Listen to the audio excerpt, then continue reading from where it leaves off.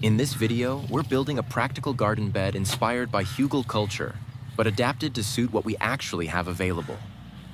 Traditional hugelkultur beds rely on large logs or thick branches at the base.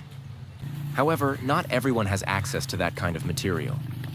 Instead of waiting for perfect resources, we'll use what our own garden provides. This makes the method realistic, affordable, and ideal for small spaces or limited budgets. In our case, the garden has many overgrown vegetables that are no longer suitable for harvesting. Crops like white radishes often become very woody once they bolt. Rather than discarding them, we'll recycle these tough stems as the foundation of our bed. Over time, these woody pieces will slowly decompose, helping retain moisture and improve soil structure, similar to how logs function in traditional hugelkultur systems.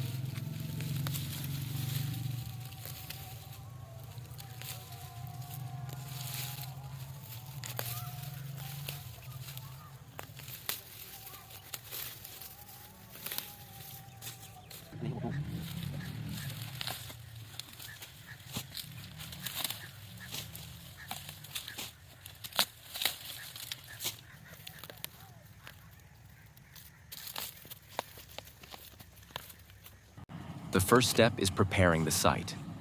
Since we are not building a tall raised bed, we will dig slightly downward instead of upward. Remove a few inches of topsoil from the selected area and set it aside for later use. This shallow trench will help contain the organic materials and improve moisture retention. Next, begin forming the base layer. Place the woody stems, such as radish, carrot, or any fibrous plant material, across the bottom of the trench. Spread them evenly to create a stable foundation. This layer acts as the slow decomposing core of the bed, storing water and gradually enriching the soil, which is especially valuable in warm or dry climates. Once the woody layer is in place, add softer plant material on top. Chop overgrown vegetables or plant waste into smaller pieces to speed up decomposition and create a more uniform layer. Spread this evenly to fill the gaps between the thicker stems below. This layer begins supplying nutrients as it breaks down. After that, add a layer of green plant matter. This can include vegetable leaves, pruned plant parts, or weeds that have not produced seeds. The green material provides nitrogen, balancing the carbon-rich woody base. This balance between brown and green materials supports healthy microbial activity and efficient decomposition. Now cover everything with the soil you removed earlier. Spread it evenly over the layered materials. If needed, add extra garden soil to ensure all organic matter is fully covered.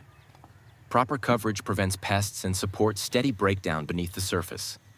At this point, you may optionally sprinkle a thin layer of wood ash over the soil. Wood ash supplies potassium and trace minerals that benefit plant growth. However, this step is not essential. If wood ash is unavailable, the bed will still perform well without it. To complete the bed, add a generous top layer of compost. This is where planting will take place. Use vermicompost, well-aged manure, or any mature compost you have. Spread it evenly to create a nutrient-rich planting surface for seeds or seedlings. With that, your hugelkultur-style garden bed is ready.